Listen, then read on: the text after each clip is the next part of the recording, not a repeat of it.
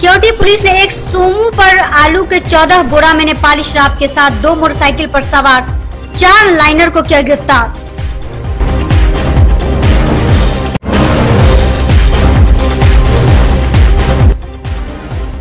घनश्यामपुर प्रखंड मुख्यालय में भाकपा माले के कार्यकर्ताओं ने अपने मांग को लेकर किया धरना प्रदर्शन।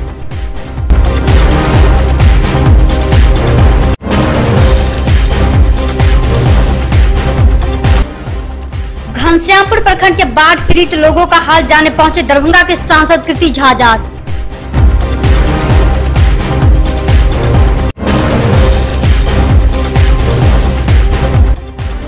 मधेपुर पंचायत के पैनी चपराम में जाप कार्यकर्ताओं द्वारा बाढ़ से प्रभावित लोगों को शिविर लगाकर कराया जा रहा भोजन।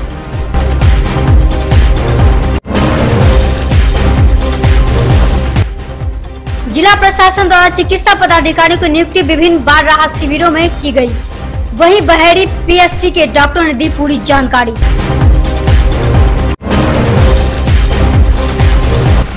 नदियों के स्तर में प्रतिदिन थोड़ी हो रही कमी तो वहीं जिले के पूर्वी भाग में जलस्तर में हो रही वृद्धि। साथ ही शहर के चूना भट्टी, सारा मोहनपुर आदि कई गांव अभी भी हैं जलमग्न। झंझारपुर के कन्हौली ओवरब्रिज के पास बस की टक्कर से घायल साइकिल सवार युवक की इलाज के दौरान हुई मौत। वहीं लोगों ने सड़क को किया घंटों जाम।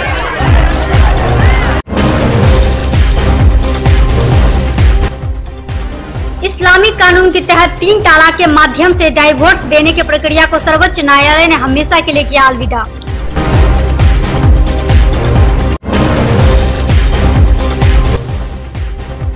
वार्ड नंबर 48 के मध्य विद्यालय स्थित मोहल्ला में वाटर ब्रिज के रिसाव से घुसा बाढ़ एवं बरसात का पानी तो वहीं मोहल्ला वासी इससे रहे काफी परेशान।